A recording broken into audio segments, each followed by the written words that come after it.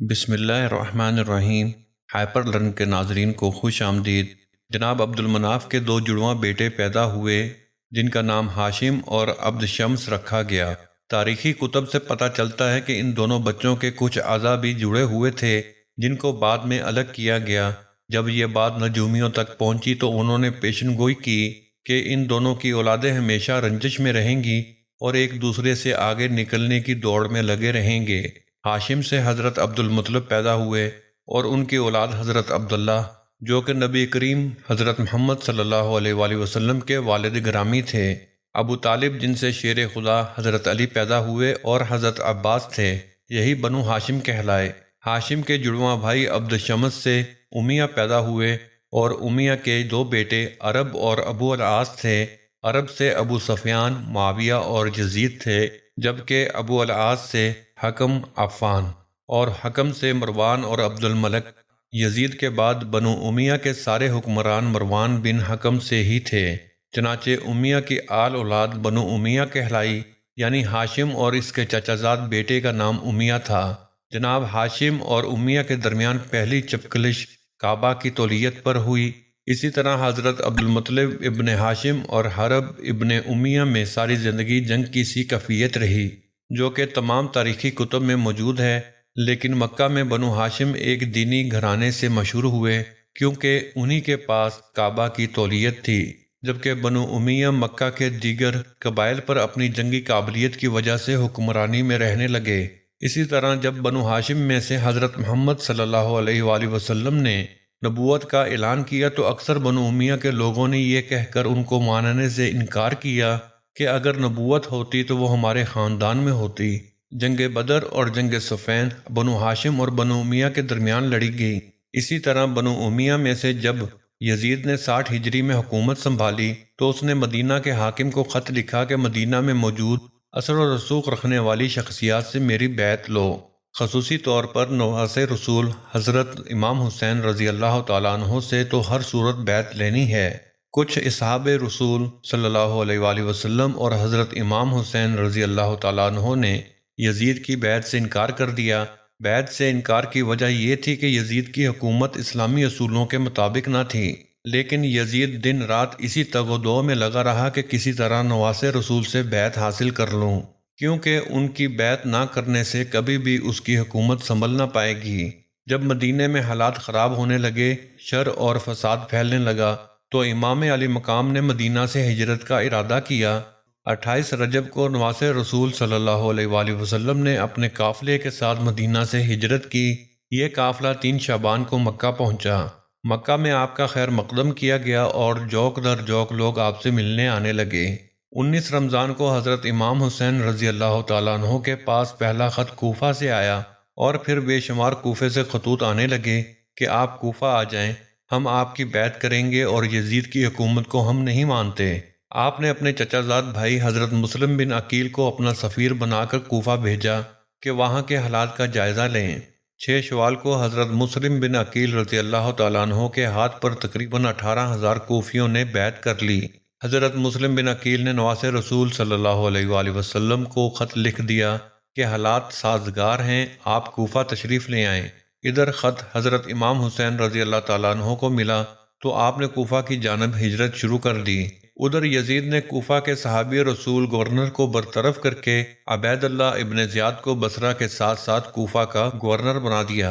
عبید اللہ ابن زیاد پہلے سے ہی اپنی صفاکی کی وجہ سے عراق بھر میں مشہور تھا۔ ابن زیاد نے لوگوں کو ڈرایا دھمکایا اور قید میں ڈال کر آخر کار حضرت مسلم بن عقیل رضی اللہ تعالیٰ عنہ کو بے دردی سے شہید کر دیا۔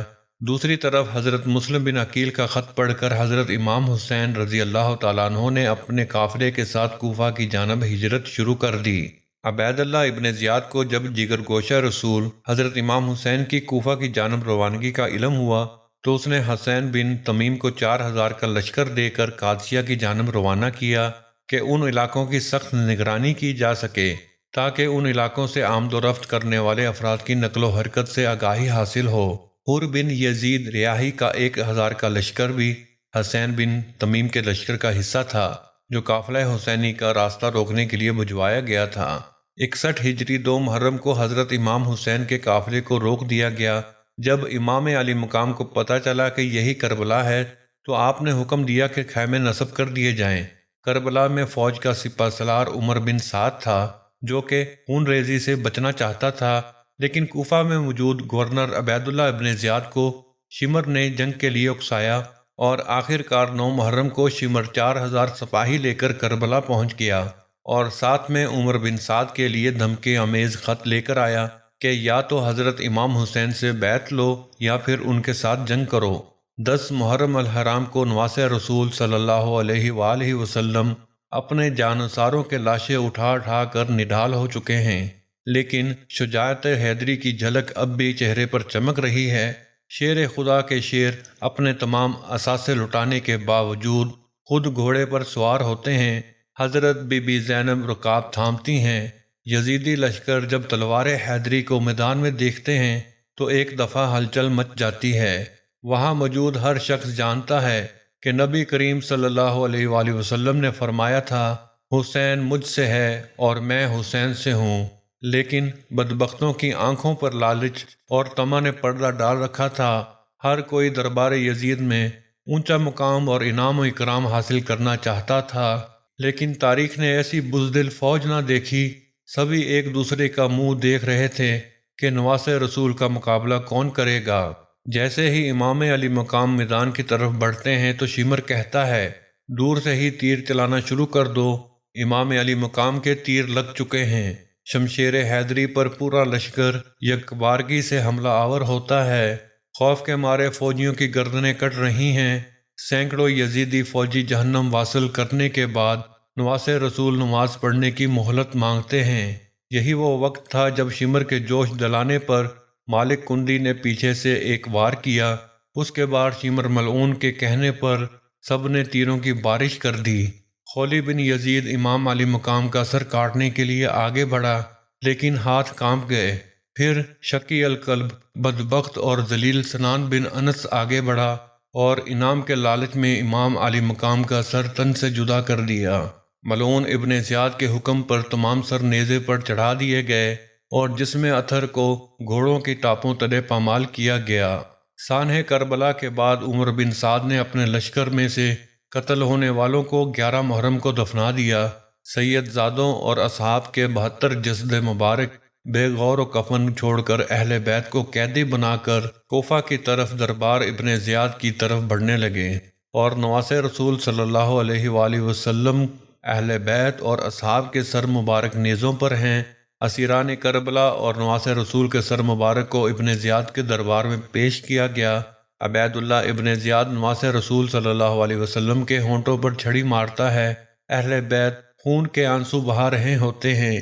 اس کے بعد عبید اللہ ابن زیاد نے کربلا کے قافلے کو شہداء کے سروں کے ساتھ شمرو طارق بن محفر کی قیادت میں یزید کے محل کی طرف شام روانہ کر دیا۔ تاریخ گواہ ہے کہ شام میں جب قافلہ پہنچا تو وہاں جشن کا سماں تھا۔ زہر بن قیس نے نمائندگی کرتے ہوئے واقعہ کربلا کی ساری تفصیل یزید کو سنائی۔ ایک سونے کے تشت میں حضرت امام حسین رضی اللہ تعالیٰ عنہ کے سر مبارک کو یزید کے سامنے پیش کیا گیا۔